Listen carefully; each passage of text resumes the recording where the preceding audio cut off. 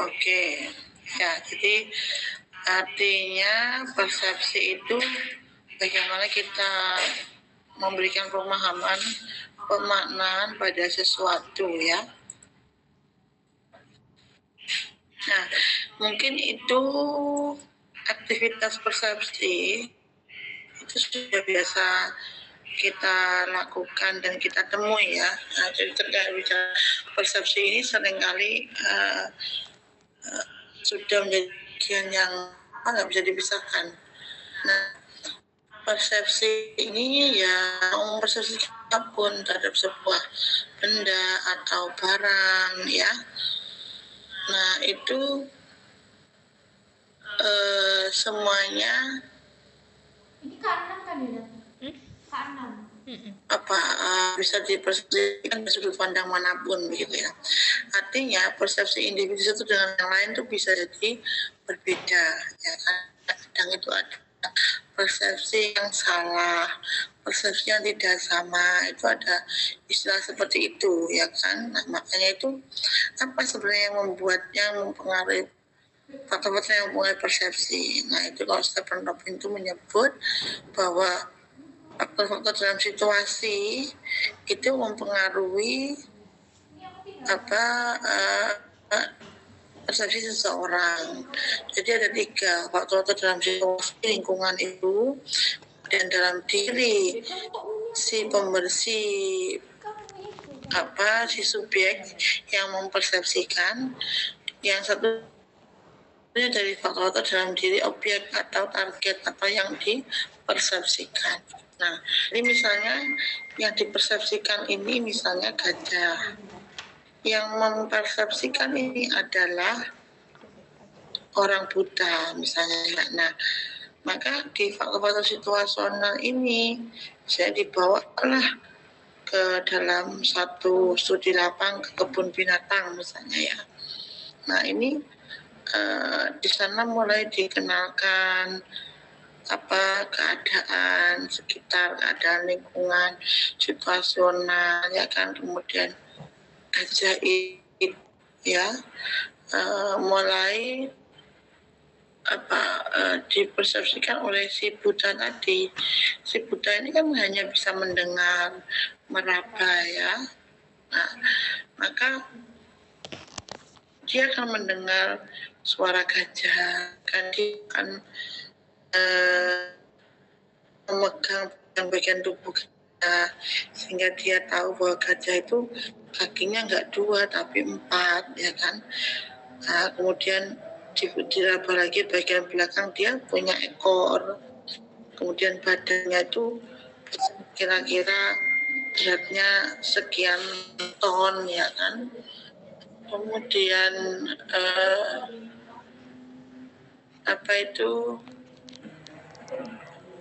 mungkin juga dibahas panjang belalainya berapa senti, lebar telinganya. Nah, itu suatu keadaan situasional lingkungan yang mempengaruhi persepsi si Buddha kepada gajah gitu ya. Nah, maka di sini bagaimana si Buddha ini mempersepsikan, dia harus bersikap misalnya menyimak, mendengar kan penjelasan mungkin dari tadi kait juga guru mungkin yang membawa dia ke studi lapang tadi, motifnya itu dia untuk mengenal gajah itu seperti apa. Dia juga berminat juga pada hewan, misalnya dia memang ingin tahu gitu ya. Kemudian juga dia belum punya pengalaman ya kan, tapi dia punya harapan untuk bisa mendeskripsikan lah gajah itu seperti apa. Nah, kemudian dari gajahnya sendiri itu bisa misalnya dari gerakan saat berjalan misalnya, itu kan karena saking besar maka itu eh, apa bisa dilihat ya, dia berjalan mungkin juga berlari tapi juga nggak bisa kenceng karena besar badannya, kemudian suaranya yang kemudian beda dengan suara sapi, kambing, dan badannya ya. Kemudian kalau dimiripkan mungkin ya ada mungkin kudanil itu pendek ya, cuman ini besar sekali ya kan. Kemudian juga latar belakang itu ya, gajah itu kan macam-macam ya, ada gajah yang dari Thailand, ada yang dari Lampung ya kan. Nah, itu termasuk kedekatan itu ya, artinya membangun sebuah kedekatan itu apa ya, dari supaya bisa mengenal dengan baik lah, intinya begitu. Jadi kayak misalnya kita tuh mempersepsikan diri pada orang tertentu itu, maka juga dari pihak yang dipersepsikan itu juga ini ada semacam kedekatan antara yang dipersepsikan dengan yang melakukan persepsi. Jadi supaya lebih dekat maka ya harus didekati dengan diraba tadi misalnya. Nah itu yang persepsi ya. Jadi ini sebuah faktor yang yang juga nggak bisa terpisahkan, karena ada lingkungan yang melatar belakangi, juga ada faktor dari si individu yang mempersepsikan, juga ada ciri-ciri di sana. Jadi misalnya kayak mempersepsikan suara orang itu tentang dia marah, berarti belum tentu kan. Sebagian biasanya orang-orang punya kalau bicara emang suaranya kentang, tapi bukan berarti dia itu marah. Jadi suara kentang itu belum tentu itu dipersepsikan itu marah gitu ya. Nah, termasuk juga gerakan mungkin kedipan mata ya. Kedipan mata itu bisa jadi mengandung sapaan ya, tapi ada juga yang mengartikan yang lain gitu. Sama aja kayak kita melambaikan tangan itu kan bisa juga salam perpisahan atau mengatakan tidak ya kan, tidak mau, tidak suka ya kan, itu juga melambaikan tangan. Nah ini juga bisa menimbulkan persepsi yang berbeda ya kan. Nah itu, jadi itu pada intinya terkait dengan realita bahwa ada persepsi yang salah, ada persepsi yang berbeda di perilaku organisasi itu. Persepsi itu diupayakan supaya sama, karena itu butuh komunikasi, butuh koordinasi, butuh juga perasaan di situ untuk membentuk persepsi yang sama dari semua anggota organisasi. Oke, sekarang saya ingin dari kelompok 1 untuk mempresentasikan apa yang mau dipresentasikan terkait dengan persepsi. Silakan. Kelompok 1 kelas E dan kelas F. Kelas F.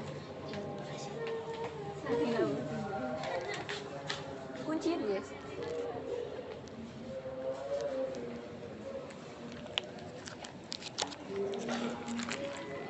Sinaga join Mbak Sinaga.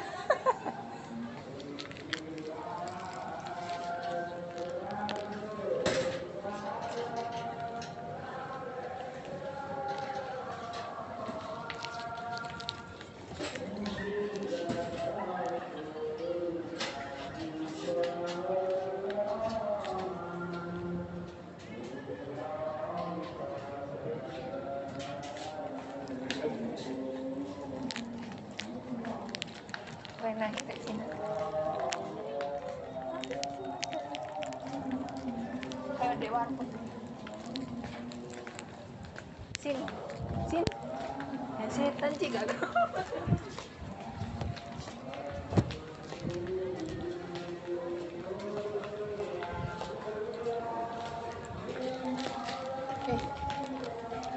Siapa?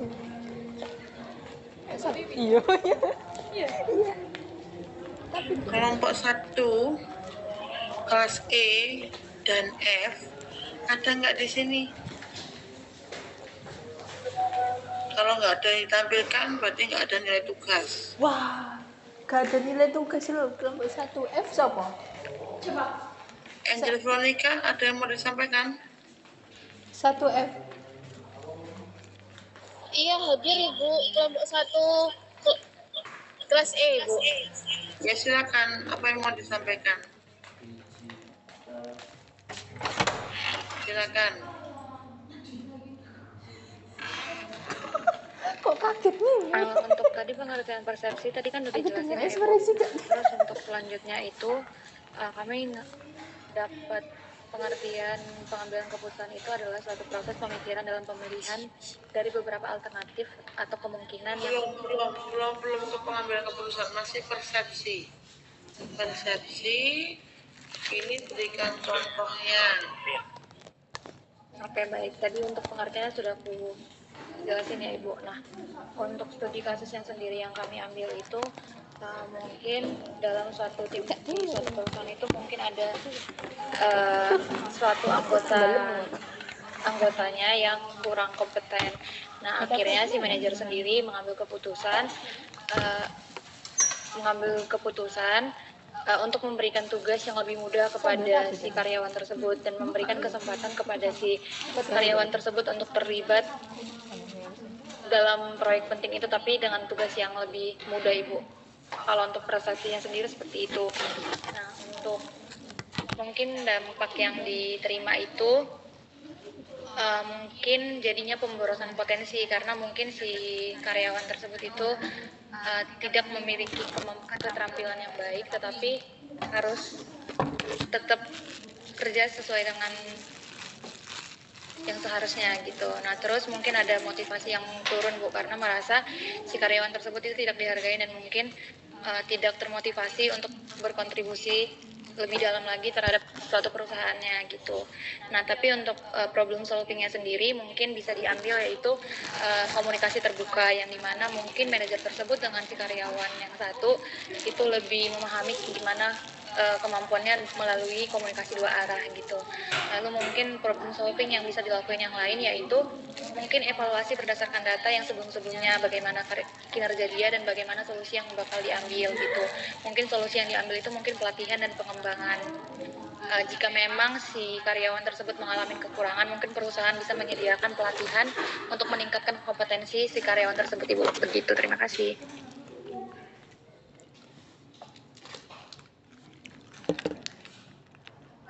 Jadi ini tadi maksudnya persepsi itu kan apa yang dimana apa yang punya sudut pandang tertentu ya. Jadi pegawai ini dipersepsikan nggak mampu begitu lah, atau bagaimana maksudnya? Benar, dia mungkin kurang mampu menyerap kinerja yang mungkin kadang kan ada suatu pekerjaan yang lebih mudah dan lebih gampang atau mungkin lebih prioritas gitu ya. Mungkin dia yang prioritasnya kurang dapat dipercayakan akhirnya karena dia tipenya itu yang susah ngambil keputusan Ibu, ragu-ragu gitu. Jadi mungkin dia dikasih ke tugas yang lebih mudah gitu. Goblok, jangan ngomong di sini. Iya, katakan gini. Berarti ini persepsi pimpinan terhadap bawahan gitu ya. Persepsi pimpinan kepada bawahan. Oh, ini si A dianggap mampu, si B dianggap nggak mampu, misalnya. Si B ya merasa nggak terima toh karena kok dianggap nggak mampu. misalnya, ya kan? Misalnya kita ini aja, mau ada satu tim project gitu ya kan? Maka si A ini bisa masuk, si B nggak bisa masuk, misalnya gitu. Tapi ada juga orang lain tuh ada yang memposisikan si B itu mampu kok sebenarnya, hanya nggak diberi kesempatan gitu. Ya, jadi kadang ya hati-hati, persepsi salah itu bisa merugikan dan bisa jadi stereotip negatif bagi orang lain atau bagi kelompok tertentu, ya kan? Jadi suatu judgement yang merugikan, ya kan? Itu kalau persepsinya salah, kecuali persepsinya itu benar, ya. Kalau benar nggak masalah, ya.